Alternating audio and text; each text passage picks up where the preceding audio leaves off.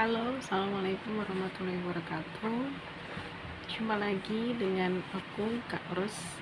Ini di video di channel YouTube aku. Seperti kemarin-kemarin aku membuat video ini untuk penugasan MC dan moderator workshop karir kelas. Maaf kalau aku suaranya lebih kecil, lebih perlahan karena ini sudah lumayan larut malam. Teman-teman di asrama sudah mulai istirahat. Jadi semoga suaraku masih tetap terdengar meskipun sangat pelan begitu ya.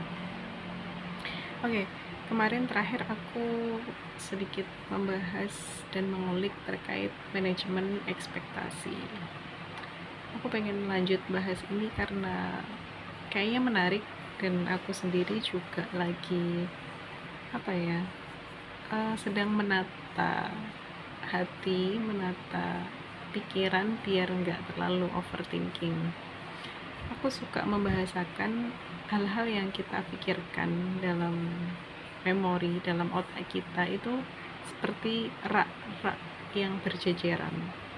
Ada pikiran-pikiran tentang keluarga mungkin ada di rak pertama, lalu di rak kedua ada pikiran tentang pekerjaan mungkin, lalu di bawahnya lagi ada rak baru tentang teman-teman, lalu di atas sebelah kanan ada rak baru lagi tentang relationship, terus mungkin di bawahnya lagi ada rak baru tentang orang-orang yang ada di sekitar kita dan lain sebagainya. Nah, kemarin aku habis discuss sama salah satu dosen gitu ya di kampus. Aku dikasih nasihat, kita tuh nggak bisa nyenengin hati semua orang. Kita punya batasan, kita punya keterbatasan. Mungkin sometimes kita akan diandalkan ketika untuk mengerjakan hal-hal yang memang seharusnya dikerjakan. Dikit-dikit kita yang dicari, dikit-dikit kita yang dikasih tugas. Bagi sebagian orang mungkin itu akan menambah kredit, akan menambah kepercayaan. Tapi kalau misalkan kita nggak bisa handle, nanti jatuhnya kita akan terjebak pada ekspektasi orang lain, dan kita juga punya ekspektasi pada diri kita sendiri. Yang mana balik lagi pada teori awal tadi ya, kita nggak bisa selamanya nyenengin hati orang lain. Even untuk diri kita sendiri aja kadang ya kita nggak tahu kita bisa bahagia itu dengan cara apa. So sedikit pembukaan di sini terkait manajemen ekspektasi. Berharap itu boleh, tapi kita harus balik lagi ya, harus tahu diri, harus tahu kapasitas, harus tahu kebutuhan. Mungkin sedikit refleksi untuk diriku sendiri. Aku sadar kalau aku tuh ternyata orangnya lumayan rakus untuk beberapa hal, terutama ya mungkin saat ini terkait kerjaan gitu ya. Kemarin aku dapat nasihat dari salah satu atasanku ketika aku minta feedback selama ya kurang lebih hampir jalan 1 tahun aku bekerja bersama beliau. Rupanya aku dapat nasihat terkait fokus. Aku diminta untuk bisa fokus pada satu hal yang memang benar-benar harus aku kerjakan. Aku mengakui bahwa berkeringat. Sumuk, Surabaya sumuk. Ya, aku mengakui kalau aku tuh suka cawe-cawe banyak hal. Entah itu hal yang memang diamanahkan untukku, atau beberapa hal yang memang seharusnya itu nggak perlu aku ambil alih gitu ya. Sampai pada akhirnya merembet pada pekerjaan-pekerjaan yang seharusnya itu di ranah profesional. Di sini mungkin in my case karena aku memegang beberapa amanah, beberapa ya bisa dikatakan side job tapi juga core job, agak susah ya untuk menjelaskan ya. aku bekerja di 2 instansi yang berbeda secara tidak langsung, yang mana ada beberapa hal yang aku tuh kadang nggak bisa memisahkan aku harus mode yang mana dan aku harus menyelesaikan tugas yang mana. Jadi aku nggak heran sebenarnya ketika beliau nitip nasihat, Mbak Rusda coba fokus dengan apa yang memang harus dikerjakan, karena aku rakus sama kerjaan itu. Ya aku nggak mau munafik gitu ya, karena untuk saat ini mungkin salah satu sumber resources, sumber incomeku memang dari beberapa titik itu. Kalau aku hanya mengambil satu, bukan kurang, tapi karena kebutuhannya memang ada banyak, jadi ya aku harus membuat banyak rak di memoriku. Dan untuk saat ini mungkin aku sedang belajar manajemen ekspektasi, bahwa apa yang memang menjadi tanggung jawab, yang menjadi amanah, ya itu yang harus diselesaikan lebih dahulu. Nggak peduli ketika ada beberapa hal yang ya jadi iklan, mungkin jadi distraktor, itu akan sangat mengganggu. Termasuk ya balik lagi cerita tentang usia di umur sekian gitu ya, kok belum pernah ngenalin cowok, atau mungkin pernah nggak sih kamu suka sama orang atau hal-hal random, wah dia udah punya gebetan, udah punya gandengan, kamu kapan kira-kira tiap ini akhir bulan dapat undangan nikah, kapan nih kamu nyusul yang nyebar undangan, dan lain sebagainya. Mungkin kemarin-kemarin agak makan hati, tapi ya sekarang lebih legowo karena mencoba menata ekspektasi bahwa masing-masing itu akan ada porsinya, masing-masing akan ada waktunya sendiri. Nah untuk saat ini barangkali waktu yang aku miliki memang sama Allah diarahkan, digerakkan untuk ya kalau kamu ngaku kamu masih banyak yang belum bisa, ya kamu belajar dulu aja gitu, nggak usah galau-galau yang emang kamu nggak bisa. Ya itu sedikit hiburan, tapi juga kadang terkesan blending.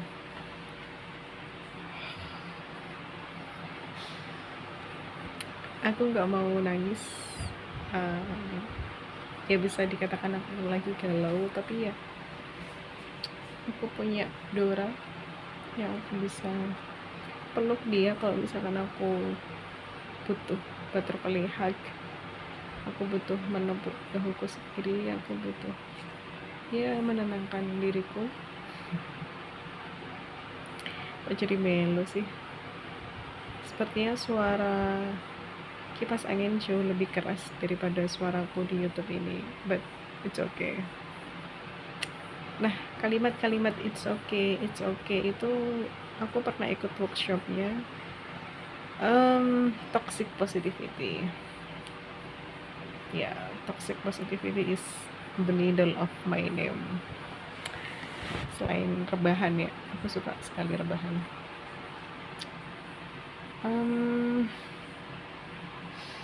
Toxic positivity itu dia terlalu banyak nggak apa-apa untuk beberapa hal yang memang sebenarnya itu sangat apa.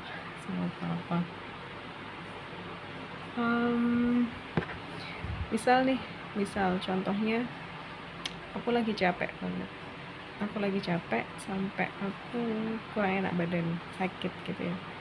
Nah sebenarnya nggak apa-apa banget aku mengambil jeda dan istirahat. Aku butuh waktu untuk memang bubuk aja buat istirahat, recovery gitu. Tapi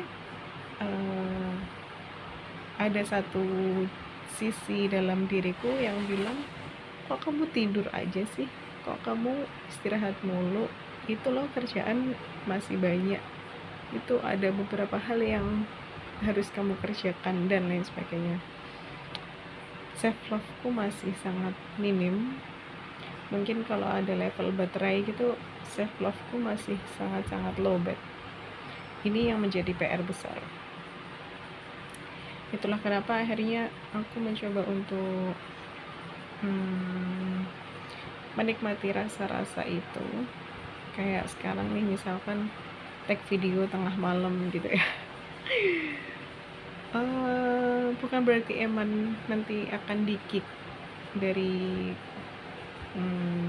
bukan Zoom, apa ya bahasanya ini, di-kick dari grup, tapi ya aku merasa aku butuh workshop ini. Aku harus punya wadah untuk bisa belajar, punya wadah untuk bisa take action, punya wadah untuk bisa merealisasikan apa yang memang sedang aku pelajari. Meskipun ya seharusnya ini mode-mode serius gitu ya, mode-mode yang lebih, karena judulnya MC dan moderator, jadi ya pembawaannya mungkin harus bisa lebih serius. Tapi banyakkan tapi, yang penting aku mencoba untuk mengerjakan ini dengan tanpa skrip, dengan tanpa naskah, harus bisa monolog sendiri 20 menit. Tantangan banget sih ini. Setelah membahas manajemen ekspektasi, mungkin lanjut pada statement terkait kita nggak bisa selamanya nyenengin hati orang lain. Menurutku justru kalau kita punya target sasaran, siapa yang pengen kita senengin hatinya, siapa yang pengen kita hikmah gitu ya,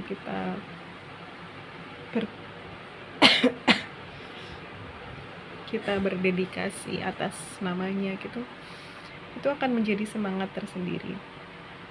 Entah itu beliau mengetahuinya atau tidak, atau jangan-jangan kita secret admirer gitu ya, kita melakukan apa yang memang beliau inginkan meskipun tidak diketahui.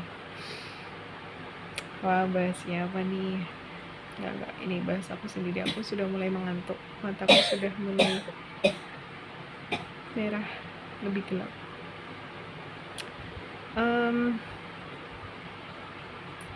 Aku pernah diskusi sama temen, beliau tanya, apakah harus ada alasan setiap hal baik yang akan kita lakukan? Aku gak bisa jawab. Sampai detik ini mungkin ya aku gak bisa jawab pertanyaan itu.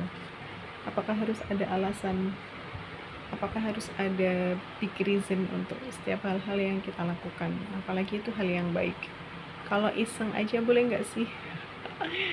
Duh, nanti ketahuan ini siapa yang aku maksud.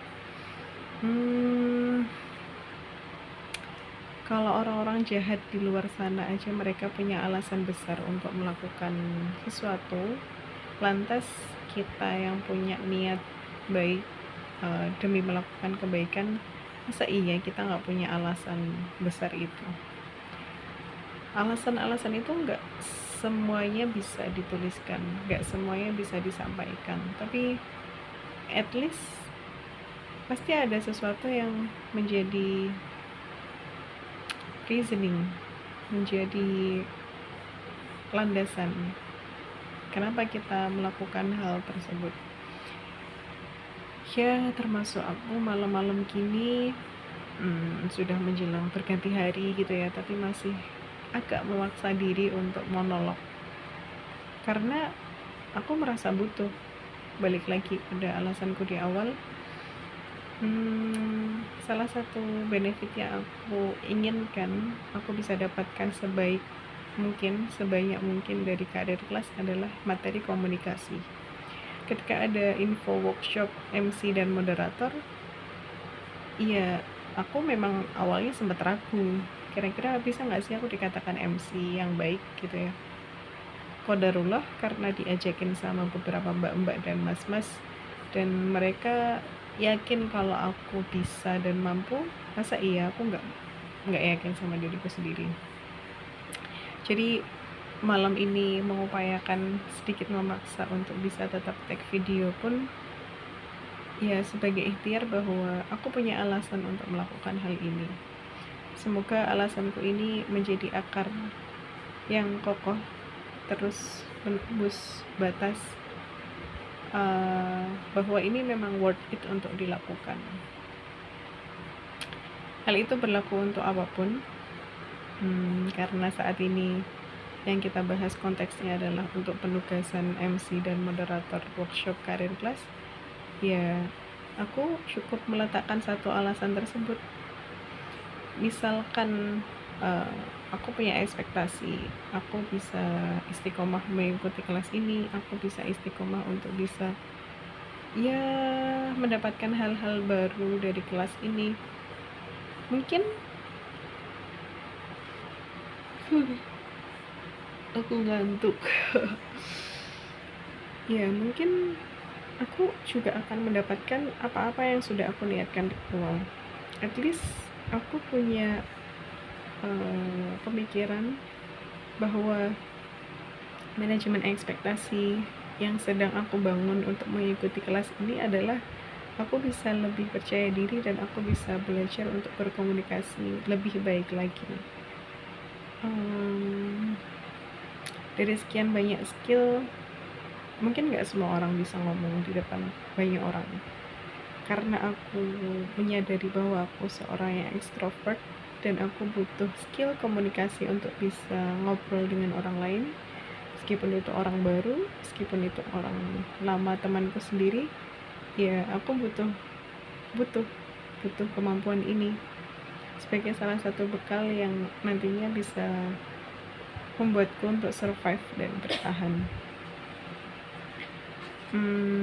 Kalau ditanya kira-kira lebih suka jadi MC moderator acara apa, mungkin yang semi non formal, jadi yang bisa santuy, yang bisa dibawa lebih lebih sederhana, nggak perlu yang harus format dan formal banget. Jadi monologku kali ini pun juga terkait ya ngobrol-ngobrol santai, monolog yang akan menjadi nasihat untuk diriku sendiri suatu saat nanti. Masih ada 3 menit. Aku sudah mengantuk.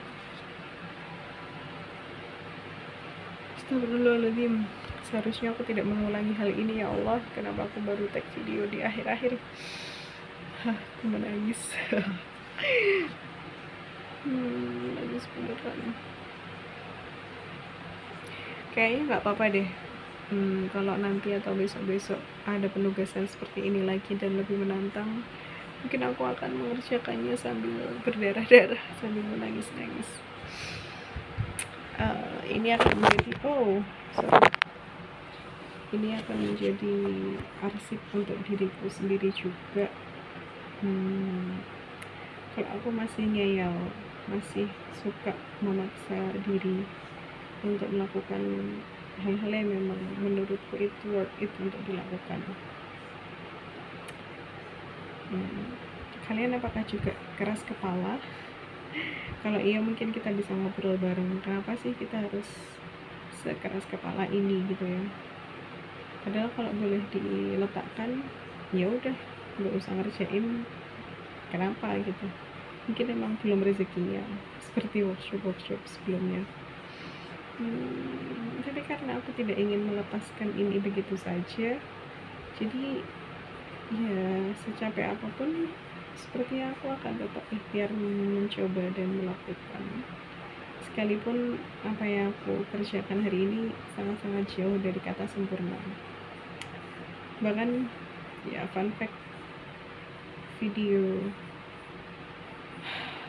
Instagramku yang live tadi siang tiba-tiba hilang, jadi aku nggak tahu besok pagi aku akan upload yang mana, tapi semoga masih bisa untuk dibuka ulang, karena aku tadi ngobrol random bareng sama mas kenalan CC 2022. Mungkin sekian cuap-cuap ngalor ngidul versi Kak Ros. Mohon maaf kalau yang ini lebih banyak menguap dan lebih terlihat capek karena ya memang sudah sangat malam. Sampai jumpa di video berikutnya. Dadah. Terima kasih. Assalamualaikum warahmatullahi wabarakatuh.